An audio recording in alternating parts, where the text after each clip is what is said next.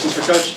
Hey, Coach. Congrats on winning the Big Ten title. Thank you. Earlier in the year, you talked about PBA was special because there's not much you get to do as a coach at Nebraska that hasn't been done before.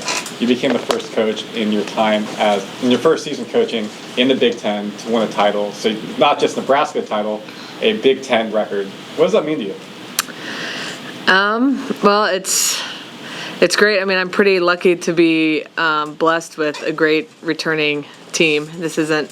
I didn't come in here and rebuild a program and win the first year. So it's a little bit of a unique situation. But of course, it just means a lot, all the work that comes into it, that goes into it for everybody, for the staff, the players, and a lot of trust. And the fact that the staff all stayed, I mean, all that was so important to accomplishing the goal.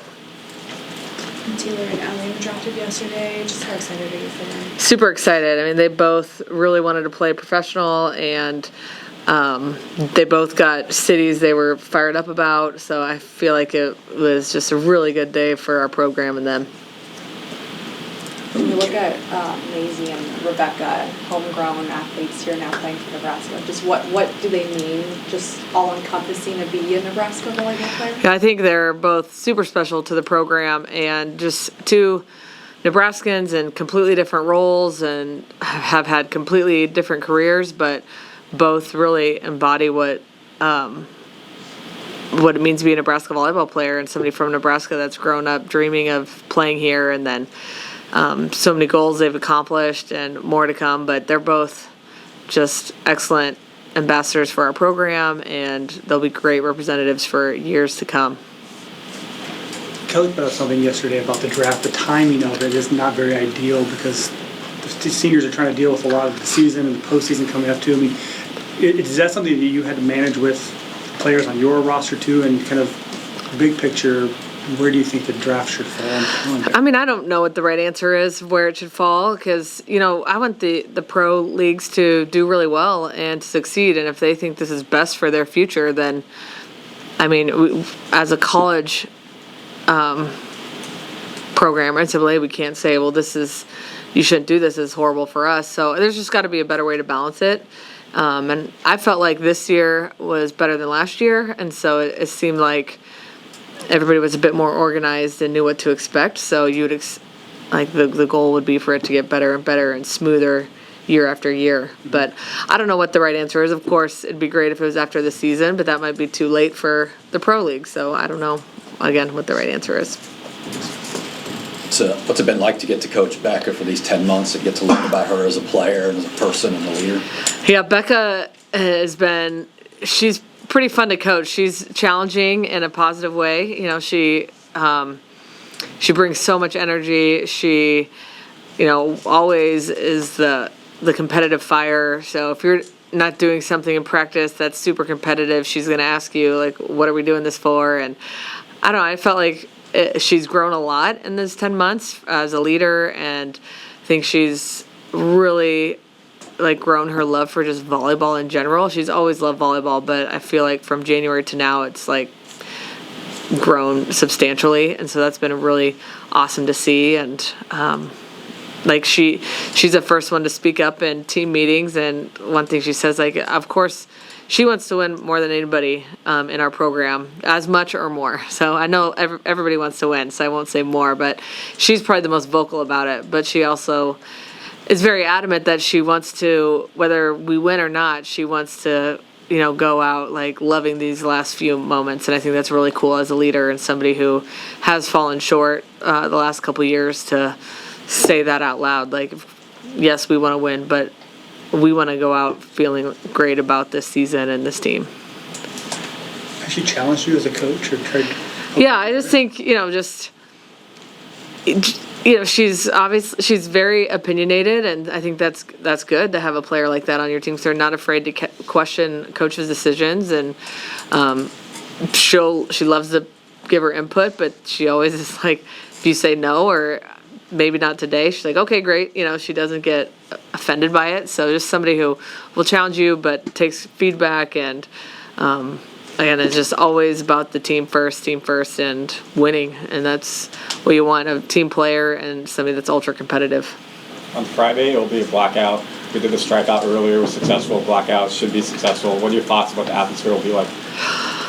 Well, I think it'll be pretty great. I think it'll be like it always is, but with everybody wearing black. So I do think Penn State will be, it's fun to have it in a big name, a match that people are going to be fired up no matter what the opponent's record is or what our record is. I think that's always going to be a match people circle on their calendars.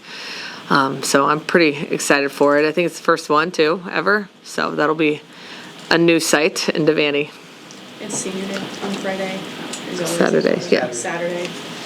What are days? Yeah. Saturday. How do you go into that? Like managing emotion?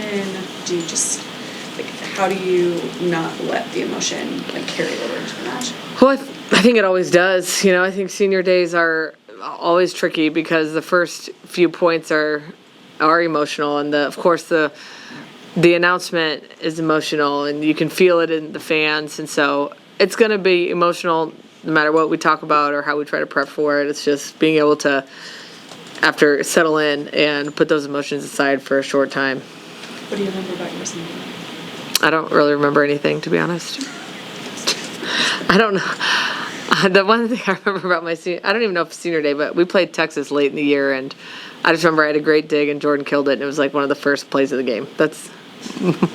And it was against Destiny Hooker. That's like one of my best memories. So I think that might have been senior day. We'll have to look it up. When you played Penn State, and that was maybe one of the better matches that you had, and one of the worst matches they had too. What do you expect in the second time around and prepare for? Oh yeah, we're not expecting that again. And Penn State's playing well right now, and they still have great players. It's just we caught them on a night when they weren't their best, and we were super hungry and pretty emotional. So I think this game will be completely different. So I expect them to be a little more balanced, and I think their setter's a little more comfortable now. So again, just a lot different team than we played in October. In your opinion, what are some of the pros and cons of having a conference tournament? Well, the pros are TV coverage. It gives you a taste of that, one and done type vibe that you're going to feel in the NCAA tournament. So a lot of pressure. Every point is pressure packed. The cons are you're playing 3 matches in a row, maybe more, going into the NCAA tournament. Sometimes some upsets could cause some RPI fluctuation. That's a little bit unknown, but I don't know. Again, it's kind of like the draft. I don't know what the right answer is, conference tournaments or not conference tournaments. I'm very curious to see what the feedback is from the coaches of the SEC, because it's been really competitive and fun to watch on TV, which that's one of the pros, but I don't know how they feel about some of those cons. Other questions? Just generally speaking, in the past, what's your philosophy on voting? Your vote for the Conference Player of the Year? Like, do you favor 6 rotation pins? What would it take to vote for a setter or a middle or libero? Usually it's just who has the biggest impact on winning. That would be on that certain team. A lot of times, I take into consideration how those players played in the biggest games of the year. So against the other top opponents, or how they've performed in big pressure moments. But typically, yeah, if they have the impact that person has on their team winning matches. But I don't consider it has to be a 6 rotation player or a setter, or I think any position is worthy to be a Conference Player of the Year. Even liberos? Even liberos, 100%, of course. I'm all on the Justice for Liberos train, always. All right, thanks everyone. Thanks, guys. Thank you.